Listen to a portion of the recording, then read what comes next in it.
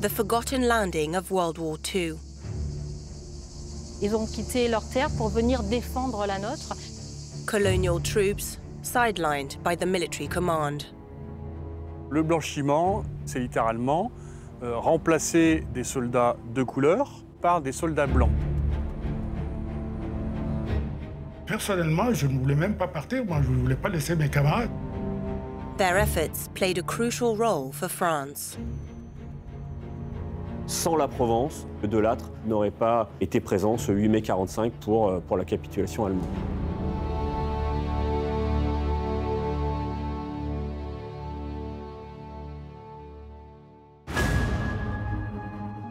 « 15th of August 1944, a sunny day on the beaches of Provence. For historians, it was in fact Adolf Hitler's darkest day. The Soviets had launched an offensive in the east, the Allies in Normandy, but this new landing in southern France spelt the end of the Third Reich. Les raisons du débarquement de Provence, il y en a plusieurs. We needed the Provence landing for many reasons. The first was to support the Normandy landing. The second was to free the deep-water ports in the Mediterranean, like in Toulon and Marseille.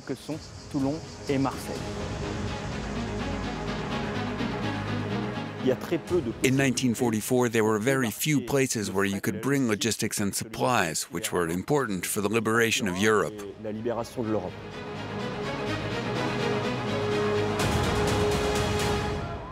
1,000 ships carrying around 350,000 men stormed the shores of Provence. Although US troops landed first, French soldiers arrived in force under the command of General de Lattre de Tassigny. A few months earlier, General de Gaulle tasked him to reconquer mainland France with Army B. Le général de Gaulle vient d'aller rendre visite, quelque part en Afrique du Nord, aux troupes commandées par le général de Lattre de Tassigny. Parmi ces troupes se mêlent soldats de la métropole et soldats de l'Empire. J'en ai parlé à mon père. I spoke to my father and he said, "My son, I fought in World War I and I came back. France is in danger. You have my permission to enroll." It was a mixed, diverse army, reflecting all parts of France at the time, made up of people from the mainland, soldiers from the Pacific, riflemen from sub-Saharan Africa, Algerians, and even women. The big difference with the Normandy landing is that the troops were mostly French. Out of the 350,000 men who landed in Provence, 260,000 were French from the whole colonial empire. Highly trained soldiers who had fought in North Africa and Italy. They were up against 210,000 German troops and quickly regained territory. Despite intense fighting around Toulon on the French Riviera. The Germans were up there. They had the upper hand. There were many, many Africans and French soldiers that lost their lives.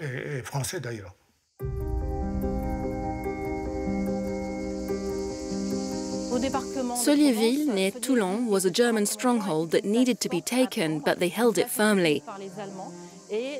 General Salin and the 6th Senegalese Riflemen Regiment attacked and liberated it after fierce fighting across the narrow streets.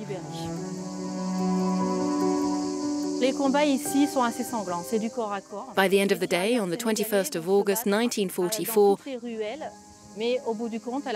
the village was freed, but at a heavy cost.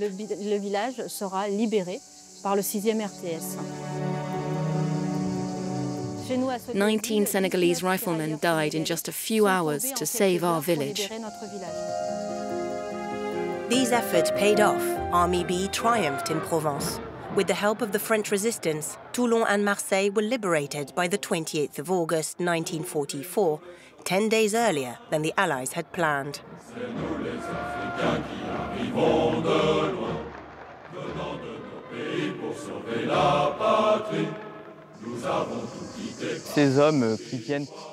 These colonial soldiers discovered mainland France as they were fighting. During the landing, They were welcomed with open arms. Personally, we felt proud because it was an acknowledgement that we had played a part in their liberation.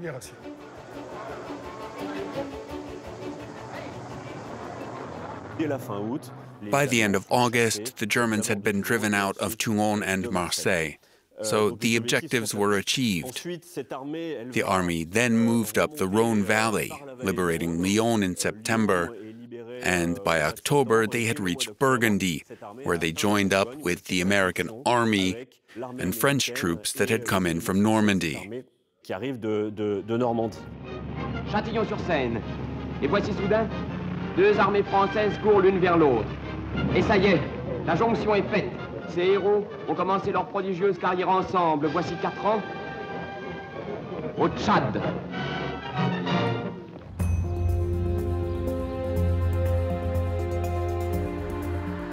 After the troops merged in September 1944, military commanders decided to include all of France's units into one cohesive army.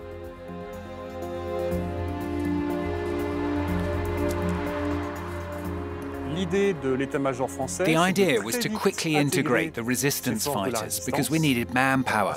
We had to merge the French army with those who came from the inside, those who had already come together on their own. There were fears they would become independent, so the goal was to unite them. And that's what General de Lattre called the amalgamation.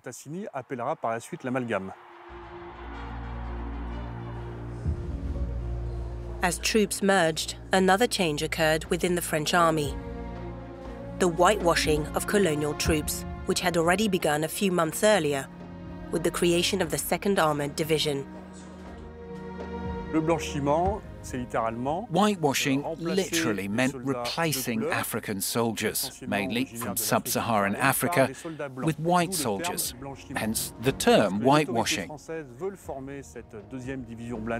When the French needed American support for arms and equipment to form the 2nd Armored Division, the Americans said it would be better if the unit wasn't made up of African soldiers. The US military imposed racial segregation at home. It pressured the French to ensure that African soldiers didn't liberate cities like Paris because it was too symbolic. But whitewashing didn't stop in Paris. As the front lines stalled in the Vosges Mountains that winter, colonial troops suffered from frostbite.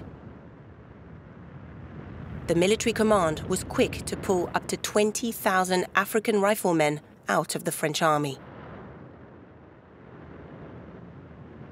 The whitewashing operation was planned and decided, but on the ground it was largely improvised.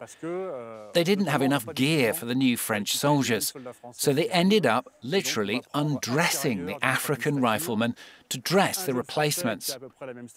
There were no ceremonies or explanations.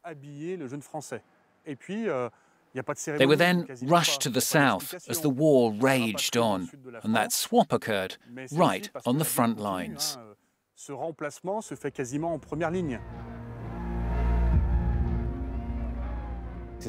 These riflemen were excellent soldiers, experienced, yet they were replaced by resistance fighters who had no military training. The whitewashing of the army wasn't particularly welcomed by the French leadership. Personally, I didn't even want to leave. I didn't want to abandon my comrades. I wanted to stay, but we had to leave and go south. Those were our orders. Colonial troops endured more humiliation.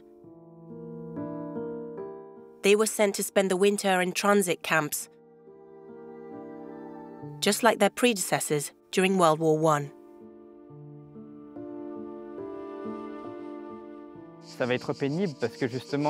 It was tough.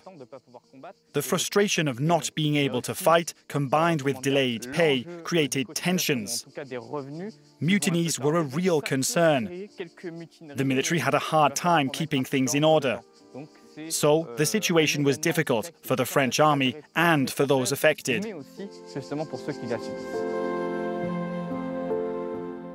Some were sent home only after the war had ended.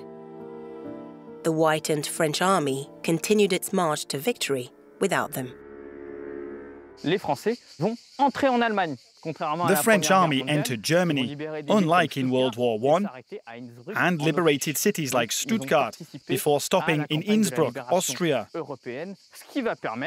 This gave France legitimacy, militarily and politically. Without the success of the Provence landing, General de Lattre wouldn't have been there when Germany surrendered on May 8, 1945. Cette fois, c'est bien fini. Le rideau tombe. Français, avec nos alliés anglais, américains et russes, nous signons la fin de la tragédie.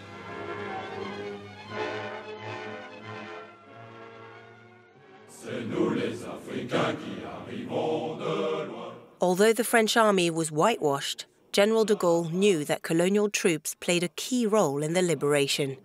On the 18th of June 1945, as France regained its sovereignty, all combat units paraded in Paris without any distinction of colour. La guerre, c'est pas une bonne chose. War is ugly. You kill people, and if you don't, they kill you. It's ugly. But why did the Germans come to take France, our France? We just had to defend it. Voilà. Le cœur joyeux et l'âme fière d'avoir libéré le pays en criant, en chantant.